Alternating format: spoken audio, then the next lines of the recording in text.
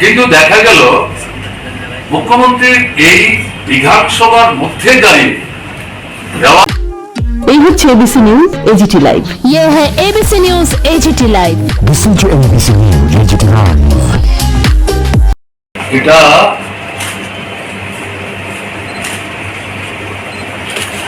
ভালো লক্ষণ না। লক্ষ্য করেন, এখন বিস্ময়কর ঘটনা হচ্ছে সামাল রেকর্ড এসকে বাদবাকিগুলোতে সেন্ট্রাল জেলে হয়েছে। অমরপুর পুলিশের কাস্টডিতে থাকার সময় যাকে কোর্টে নিয়ে যাওয়ার কথা অসুস্থ হয় সে আস্থা। তাহলে পুলিশ থেকে এখন পর্যন্ত মব লিঞ্চিং কাস্টডি ইনসিডেন্টালি আমাদের রাজ্যের মুখ্যমন্ত্রী এই দপ্তরের দায়িত্ব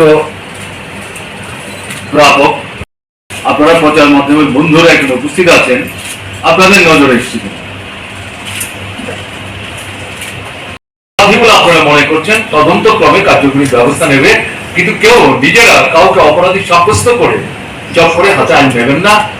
এটা তো গভর্নমেন্টকেই করতে হবে এবং এটা করতে গেলে এই পদক্ষেপগুলো গ্রহণ করা দরকার, যেটা সরকার সাহস করে এগুলো করেছেন, তাদের নিঃসন্দেহে অভিনন্দন জানাই। কাজে আমি বিস্তৃত যাচ্ছি না। তাতে বিলুনিয়ার একটি ঘটনাকে ভিত্তি করে বাদল চৌধুরী আক্রান্ত হয়েছিল। হচ্ছে প্রথম এই যে রাজনৈতিক আক্রমণের ঘটনাগুলি ভূতনার পর দিন থেকে শাসক দলে দাঁড়িয়ে মুখ্যমন্ত্রী সেদিন বলছিলেন যে না, এটাকে সমর্থন করা যায় না, যারা এগুলি করছেন এটা নিন্দনীয়, সংগঠিত করবেন, এটা বাধা দেওয়া কোনো অতি চলতে পারে না, এটা আমরা সমর্থন করি না, এটা চলতে দেওয়া যায় না, আমরা এটার বিরুদ্ধে। এটা কি হচ্ছে, এই যে মব একটা লিঞ্চিং, এই যে ঘটনাগুলি ঘটছে, আসলে আইন শৃঙ্খলা পরিস্থিতির চরম অবনতি ঘটে চলেছে। মানুষ দেখছেন পুলিশের কাছে আইন শৃঙ্খলার অবনতি জনিত ঘটনা সম্পর্কে অভিযোগ দায়ের করলেও পুলিশ কার্যকরী কোনো ভূমিকা নিচ্ছে না। এতে একটা অংশের মধ্যে হতাশাও তৈরি হচ্ছে, বিক্ষোভ তৈরি হচ্ছে, কিন্তু তার অর্থ এই না যে এর জন্য তারা গিয়ে মব এটাকে ইনভলভ হবেন, এটাকে কিন্তু কেউ সমর্থন করে না, কোনো শুভবুদ্ধি সম্পন্ন মানুষ। কিন্তু এই পরিমণ্ডলটা তৈরি হওয়ার ক্ষেত্রে পুলিশের এই যে পাপেট রোল, রাজনৈতিক ভাবনা চিন্তার দ্বারা শাসক দলের দ্বারা নিয়ন্ত্রিত হওয়ার মাধ্যমে তারা যেভাবে চলবার চেষ্টা করছেন, এটা কিন্তু এই ঘটনাগুলি একটার পর একটা বাড়তে সাহায্য করছে। এটা নিন্দনীয়। আমরা সরকারের দৃষ্টি আকর্ষণ করছি আবারও, এই যে ঘটনাগুলি গত 2 বছর যাবৎ কাস্টোডিয়াল থেকে শুরু করে মব লিঞ্চিং, এই ঘটনাগুলি উপযুক্ত তদন্ত করা দরকার, দোষীকে চিহ্নিত করা দরকার, আইনানুগ ব্যবস্থা নেওয়া দরকার, সঙ্গে সঙ্গে জনগণের মধ্যে ব্যাপক একটা প্রচারের ব্যবস্থা করা দরকার যে আইন হাতে নেবেন না, পুলিশকে সাহায্য করুন, বিচার ব্যবস্থাকে সাহায্য করুন, দেশের যে আইন পদ্ধতি নিয়ম কানুন ইত্যাদি আছে তার ভিত্তিতে যারাই অপরাধী বলে আপনারা মনে করছেন তদন্ত ক্রমে কার্যকরী ব্যবস্থা নেবে, কিন্তু কেউ নিজেরা কাউকে অপরাধী সাব্যস্ত করে চট করে হাতে আইন নেবেন না। এটা সামাজিক উচ্ছৃঙ্খলতা তৈরি হবে, আমাদের যে সামাজিক ব্যবস্থাটা এটা কিন্তু ভেঙে পড়বে। এই প্রচারটা তো গভর্নমেন্টকেই করতে হবে এবং এটা করতে গেলে পর এই পদক্ষেপগুলো গ্রহণ করা দরকার, যেটা সরকার করছে না। এটা হচ্ছে একটা বিষয় যেটা আপনাদের সামনে আমাদের পরিষদীয় দলের তরফ থেকে আমরা উপস্থিত করছি ভ্যাকসিনেশন ইউনিভার্সালাইজ করা, কাজ এবং খাদ্যের ব্যবস্থা করা। শুধু কার্পু বাড়িয়ে সমস্যার সমাধান করা যাবে না, আপনারা একটু জোরে সোরে দেখবার চেষ্টা করুন, মানুষের পাশে নিশ্চয়ই আপনারা দাঁড়াবেন এই বিশ্বাস নিয়ে আপনাদের অভিনন্দন জানিয়ে, ধন্যবাদ জানিয়ে আমার কথা বলে এখানে শেষ করছি। ভালো থাকবেন, সাবধানে থাকবেন, সতর্ক থাকবেন, নমস্কার নেবেন। 2008-এ কেন্দ্রের আইনটা 2008-এ এই আইনটা তৈরি হলেও তাতে এটা উল্লেখ না থাকলেও আমরাও কিন্তু এই কথা বলে 70 বা তার বেশি কোন লোককে নিতে পারতাম, কিন্তু আমরা নেইনি। এটাও বললাম যেটা এটা কনভেনশনালিও ঠিক হচ্ছে না। 3 জনের মধ্যে একজন আছেন যার বয়স 70-এর কম। আপনারা যদি মনে করেন তাহলে তাকে নিতে পারেন। যে 2 জনের বয়স 70-এর বেশি, ব্যক্তিগতভাবে তাদের সম্পর্কে আমার কোনো মন্তব্য নাই, পছন্দ অপছন্দের ব্যাপার নাই, এটা আইনের প্রশ্ন। কাজে এদিক থেকে যার বয়স 70-এর নিচে তাকেও যদি আপনারা নিতে চান তাতে আমার কোনো আপত্তি নেই। আর যদি আপনারা মনে করেন তাহলে মিটিংটা ডেফার করুন, আরেকটা মিটিং ডাকুন, একটা নতুন করে তালিকা সার্চ করে উপস্থিত করুন, এই সমস্ত বিষয়গুলি ভাবনায় রেখে তারা সংখ্যাগরিষ্ঠতার জোরে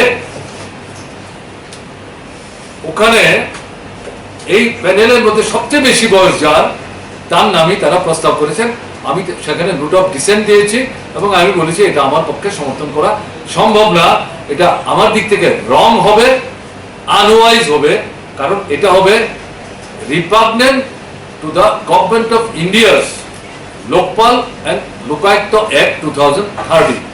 আমি এই কথা সেখানে রেকর্ড করে দিয়েছি। এখন গভর্নরের কাছে যাবে, গভর্নর কি সিদ্ধান্ত নেবে আমি জানি না। এখন সভাতে আমার যে বক্তব্য সেটা তো আমি নোট ডাউন করিয়েছি, মাইনস এটা রেকর্ডেড হয়েছে। মুখ্যমন্ত্রী বলেছেন যে না এবার তো কিছু করা গেল না, বিরোধী দলনেতা যা বলেছেন এখন রেকর্ড করে রাখুন, ভবিষ্যতে আমরা চিন্তা করব। ভবিষ্যতে কে সরকারে থাকবে না থাকবে এটা তো ভবিষ্যৎ ঠিক করবে। এখনকার একটা ভুল করছি, কেমন না?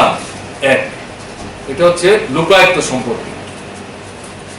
আমাদের এখানে লোকায়ুক্ত একজনই, এখানে অতিরিক্ত মেম্বারের কোনো প্রভিশন আমরা রাখিনি। সেকেন্ড যেটা হচ্ছে human rights commission. Human rights কমিশনে আপনার আমরা যখন করি হিউম্যান রাইটস কমিশন ফরমেশন, তখন ছিল সুপ্রিম কোর্টের রিটায়ার্ড জাজ অথবা হাই কোর্টের রিটায়ার্ড চিফ জাস্টিস একজন, আরেকজন হবেন জুডিশিয়াল ম্যাজিস্ট্রেট 6 থেকে 7 বছরের অভিজ্ঞতা সম্পন্ন, আরেকজন হবেন আমাদের জাইনটা, তিনি মানে এমিনেন্ট পার্সন হবেন অফ দি সোসাইটি এবং বিশেষ করে হিউম্যান রাইটস ইত্যাদি সম্পর্কে কাজ করবেন, অভিজ্ঞতা আছে, এরকম লোকদের নিয়ে এই কমিশনটা তৈরি হবে। আইনটা সংশোধিত হয়েছে, সংশোধিত হয়ে দেখা গেল হাইকোর্টের চিফ জাস্টিস না, সুপ্রিম কোর্টের যেমন রিটায়ার্ড জাজ, হাইকোর্টেরও রিটায়ার্ড জাজ, এটাতে আপনার চেয়ারম্যান হতে পারবেন, বাকিগুলি ঠিক আছে। তাতে গিয়ে চেয়ারম্যান নিয়ে কোনো প্রশ্ন নাই, 2টো পদ খালি হয়েছে, এগুলো পূরণ করার জন্য আসলো। তাতে একজন আপনার জুডিশিয়াল ম্যাজিস্ট্রেট, তার নাম আসলো। আমরা কাগজপত্র পরীক্ষা করে দেখলাম ঠিকই আছে, উনি এলিজেবল, আমি সমর্থন করেছি, আমি আমার কথাই বলছি, আমাদের এর মধ্যে কোনো বিরোধিতা নেই। থার্ড আরেকটা নাম আসলো, তিনি একজন পুলিশের অফিসার ছিলেন, আমাদের সময় কাজ করেছেন, এখন তিনি রাজনৈতিক কাজকর্মের সঙ্গে যুক্ত। তো আমাদের প্রশ্ন ছিল এটা না, আমার প্রশ্ন ছিল এখানে পুলিশের লোক দিচ্ছেন কেন? আপনারা person of eminence of the society এবং এই হিউম্যান রাইটস অ্যাক্টিভিটিসের সঙ্গে যুক্ত, এই সমস্ত কাজকর্ম করেন, খোঁজখবর রাখেন, মানুষের পাশে দাঁড়াবার চেষ্টা করেন, এরকম কাউকে বাছাই করে নেন না আপনারা। এর আগে একটা মিটিং হয়েছিল, এই কোর্টটি শোনার পর মুখ্যমন্ত্রী বললেন আমাদের একটু সময় দিন, আমরা একটু চিন্তা ভাবনা করে দিই। কিন্তু পরের যে মিটিংটা হলো সেই মিটিংয়ে দেখা গেল ওই মিটিং এ যে ভদ্রলোকের নাম তারা প্রেস করেছিলেন তাকেই তারা এখানে ইনসিস্ট করলেন। আমি সেখানে ভিন্ন মত পোষণ করলাম যে দেখুন, ব্যক্তিগতভাবে তার সম্পর্কে আমার দিক থেকে তো কোনো মন্তব্য আমি করছি না, তিনি আপনাদের হয়ে কাজ করেছেন, তাতে তাকে পুরস্কৃত করতে চাইছেন, ঠিক আছে। হিউম্যান রাইটস কমিশন কোন আরো তো নানা ধরনের পুলিশের মানে কাজের অভিজ্ঞতা থেকে দায়িত্ব পালন করতে পারেন, দিতে চাইলে ওখানে দিন, এখানে এরকম একটা লোক আনুন। আর বিশেষ করে আজকে যেহেতু প্রশ্ন করে আমি বলছি, হিউম্যান রাইটস কমিশন, এই যে আমি আপনাদের সামনে এতক্ষণ তথ্যগুলি উপস্থিত করলাম, এ তো পুলিশের বিরুদ্ধে অভিযোগ উঠছে। তাহলে এই কমিশনের মধ্যে পুলিশের একজন লোককে ঢুকিয়ে দিয়ে এই কমিশন কতটা কার্যকরী ভূমিকা নেবেন, এবং এই যে সময়টা এই 3 বছর 3.5 বছর হিউম্যান রাইটস কমিশন তো একটা কেস শতপ্রণোদিত হয়ে কোনো ভূমিকা নিলেন না, এর মধ্যে আবার একজন পুলিশের লোক ঢুকিয়ে দিচ্ছে, ঠিক হচ্ছে না তো। ফলে আমি যদিও এই পয়েন্টটা ওখানে এমফেটিক্যালি বলিনি, আমি বলেছি একজন মানে পার্সন অফ এমিনেন্স আপনারা নেওয়ার চেষ্টা করুন। তারা রাজি হলো না, তারা সংখ্যাগরিষ্ঠতার জুড়ে তাদের প্রস্তাবিত লোকটাকেই তারা পাঠাবার জন্য সিদ্ধান্ত করলেন। আমি নোট অফ ডিসেন্ট দিলাম এবং সেটা রেকর্ডেড হয়েছে। এখন এগুলো রাজ্যপালের কাছে যাবে, আপনি যেটা জানতে চাইছেন গঠিত হয়েছে কিনা, ফাইনাল ডিসিশন নেবেন রাজ্যপাল। আমি আমার বক্তব্য আপনাদের সামনে মিটিং এ যা রেখেছিলাম সেটা উল্লেখ করলাম। ত্রিপুরার জিনিসটা কি, আমি তো দেখছি গ্রেটার ত্রিপুরা ল্যান্ডের স্লোগানটা যিনি এনেছিলেন, আমি পত্রিকায় পড়েছি, যদি পত্রিকাতে বক্তব্যটা ঠিক ঠিক উপস্থিত হয়ে থাকে, আমি বিশ্বাস করছি ঠিক ঠিক উপস্থিত হয়েছে, তিনি এখন ব্যাখ্যা করে বলছেন নতুন করে কৃষ্টি, সংস্কৃতি, জীবনধারা, এটার সঙ্গে গ্রেটার ত্রিপুরা ল্যান্ডের প্রশ্নটা আসছে কেন? এগুলির জন্য তো গ্রেটার ত্রিপুরা ল্যান্ডের স্লোগান দেওয়ার দরকার আছে বলে আমার মনে হয়।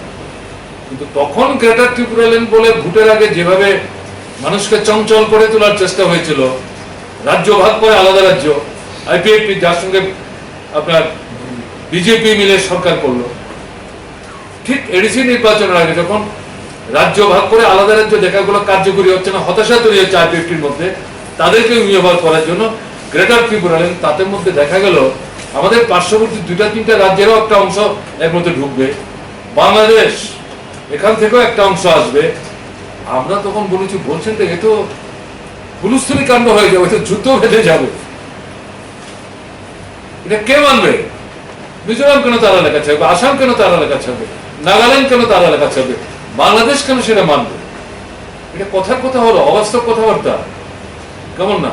এখন দেখা গেল এই অধিবেশনে যিনি এই স্লোগানের প্রবক্তা, তিনি এটা পরিষ্কার করার চেষ্টা করেছেন।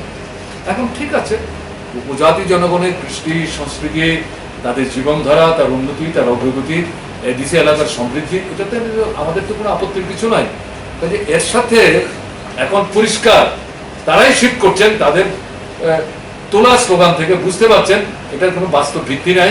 এবং এর মধ্যেই কিন্তু 3 মাসের মধ্যেই আবার যারা প্রথম স্লোগানে বিভ্রান্ত হয়েছিলেন, দ্বিতীয়বার তারা আবার বিভ্রান্ত হচ্ছেন। এখান থেকে তাদেরকে ধরে রাখবার জন্য নতুন বিশ্লেষণ নিয়ে আসছেন।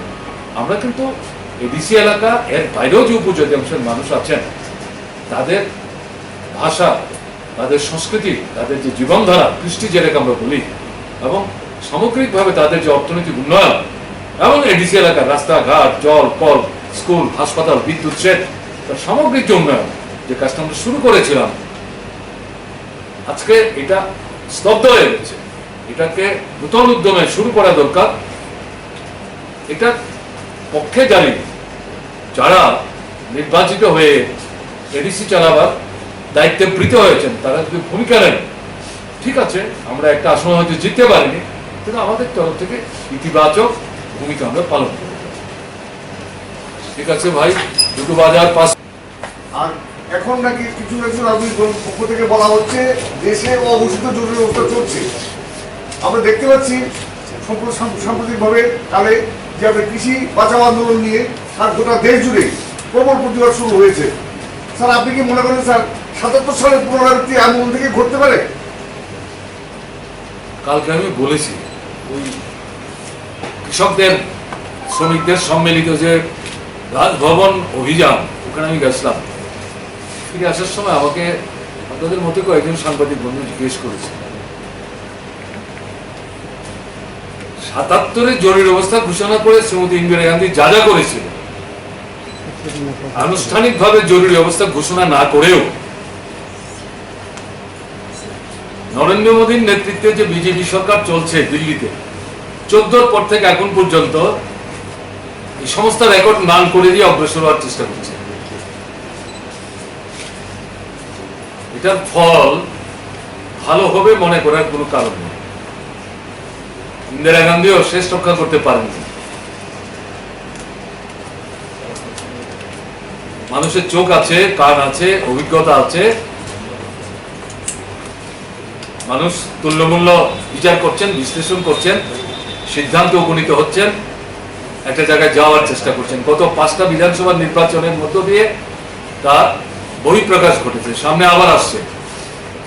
এক মাঘে তো শীত যায় না, ঘুরে ঘুরেই মাঘ আসে। কাজেই মানুষই কিন্তু ইতিহাস তৈরি করে। আর কারোর কিছু আছে জিজ্ঞেস করা? নতুন লোকায়ত কি নিযুক্ত হয়েছে? একটা মিটিং ছিলেন, গঠিত হয়েছে কিনা জানি না। হ্যাঁ, লোকায়ুক্ত, এবং শুধু লোকায়ুক্ত না, তার সাথে হিউম্যান রাইটস কমিশন, এই দুটো জায়গাতে শূন্য পদ তৈরি হয়েছে। এগুলি পূরণ করবার জন্য মুখ্যমন্ত্রীর সরকারি বাসভবনে, এটা অফিসিয়াল রেসিডেন্স বলে, সেখানে একটা সভা ডাকা হয়েছিল সম্ভবত 16ই জুন। এবং এগুলোর জন্য যে কমিটি, দুটো কমিটি আছে, তাতে বিরোধী দলের নেতা তিনি একজন সদস্য। সেই সুবাদে আমার উপস্থিত থাকার সুযোগ হয়েছে। তো আপনি কি ক্যাটাগরিক্যালি কি জানতে চাইছেন? মানে নতুন লোকায়ত কি নিযুক্ত হয়েছে এই ধরনের? নতুন লোকায়ুক্ত নিযুক্ত করার জন্যই তো সভাটা ডাকা হয়েছে। হয়েছে কি হয়েছে কিনা তো বলতে পারবো না, তবে আমি এটুকু বলতে পারবো যে এই লোকায়ুক্ত গঠন করবার জন্য সভাতে 3 জনের নামের একটা তালিকা আমাদের সামনে উপস্থিত করা হয়েছে।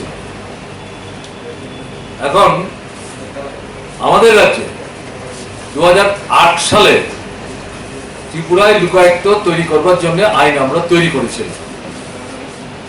তাতে প্রথম লোকায়ুক্তের কাজ শেষ হওয়ার পর মেয়াদ যখন অতিক্রান্ত হয়, দ্বিতীয় লোকায়ুক্ত নিয়োগ করার প্রশ্ন আসলো। তখন আমাদের কাছে যে নাম গেল, আমরা দেখলাম তাতে এরকম 1-2টো নাম ছিল যাদের বয়স 70 বা তার বেশি। আমরা নীতিগতভাবে এটা সমর্থন করিনি। আমরা বলেছি তার চাইতে নিচের বয়সের লোক খোঁজ করার চেষ্টা করুন, কারণ 70-এর পর এই জাতীয় পদে লোক নেওয়া রীতি নেই। এটা মোটামুটি দেশে প্রচলিত। ইন দি মিন হোয়াইল 2013 সালে ভারত সরকারের লোকপাল এবং লোকায়ুক্ত আইন তৈরি হয়েছে। এতে ক্যাটাগরিক্যালি তারা বলেছেন লোকপাল এবং লোকায়ুক্ত, কেন্দ্রের যে লোকপাল তাতে একাধিক সদস্য রাখারও ব্যবস্থা আছে, কারোরই বয়স 70-এর বেশি হতে পারবে না। কিন্তু আমাদের যে আইনটা আমরা তৈরি করেছিলাম 2008 সালে, তাতে বয়সের ব্যাপারটা উল্লেখ ছিল না। আমরা যখন দ্বিতীয় লোকপাল নেই, কলকাতার হাইকোর্টের রিটায়ার্ড জাজ, তিনি আমাদের এখানে কাজ করে গেছেন, তার বয়স 70-এর নিচে বলেই তাকে আমরা নিয়েছিলাম। 70 বা তার চেয়ে বেশি এরকম 1-2 জনের নাম এসেছিল, আমাদের ত্রিপুরারই কোর্টে কাজ করেছেন, তাদেরকে আমরা নেইনি। এটা নেওয়া ঠিক হবে না। যদিও আমাদের ত্রিপুরার আইনটাতে বয়সের ঊর্ধ্বসীমা উল্লেখ ছিল না, কিন্তু আমরা নেইনি। কেন নেইনি? সারা দেশের এই অভিজ্ঞতার ভিত্তিতে। এরপরে 2013 যে আইন, সে আইনে ক্যাটাগরিক্যালি বলে দিয়েছে। সভায় আমি এটা উল্লেখ করলাম যে যে তিনটি নাম আপনারা এখানে উপস্থিত করলেন, তাতে করে যেটা দেখা যাচ্ছে লোকায়ুক্তের জন্য এতে দুজনের বয়স 70-এর বেশি, একজনের বয়স সম্ভবত 78 কি 79 হবে, আমি নামটা নাইবে বললাম, আরেকজনের বয়স 70+। তাদের মধ্যে একজনের নাম মুখ্যমন্ত্রী এবং স্পিকার সাহেব প্রস্তাব করলেন। আমি তখন বিনয়ের সাথে বললাম, আপনাদের এই প্রস্তাবের সাথে তো আমি একমত হতে পারছি না, কারণ আমাদের দেশের যে আইনটা, এটা এই আইনের পরিপন্থী হবে। আমাদের রাজ্যের যে অভিজ্ঞতা সেটাও উল্লেখ করলাম। তারা বারবারই বলার চেষ্টা করলেন আমাদের আইনে তো এটা প্রাক্তন সাংসদ এই বিষয়ে কোনো প্রতিক্রিয়া দেবেন? এদের চাকরি সংঘাত করেছে, 100 জনের উপর লোক মারা গেলেন, তারা অবস্থান করছিল, পিটিয়ে তুলে দিলেন, মুখ্যমন্ত্রীর বাড়ির সামনে গেছিলেন বক্তব্য রাখার জন্য, সেখানে আক্রান্ত হলেন। কেমন তারা আবার এসেছিলেন তাদের বক্তব্য রাখবার জন্য, তাদের রাস্তায় দাঁড়াতে দিচ্ছে না। এটা বাহাদুরি না, এটা প্রতিশ্রুতির রক্ষা করার ক্ষেত্রে তাদের ব্যর্থতা। গত বিধানসভা নির্বাচনের সময়ে তাদের একটা অংশকে তাদের সাথে তারা খেলিয়েছিলেন, এখন বিশ্বাসঘাতকতা করছেন, তাদের কাছে যারা পরিষ্কার হয়ে যাচ্ছেন। এরকম একটা জায়গাতে তাদের মধ্যে যে ক্ষোভ তৈরি হচ্ছে, এটা যাতে বাইরে বহিঃপ্রকাশ আর ঘটতে না পারে তার জন্য এগুলি করছেন। এটা দুর্বলতা, এটা করে তো মানুষকে আটকে রাখতে পারবেন না, দমিয়ে রাখতে পারবেন না।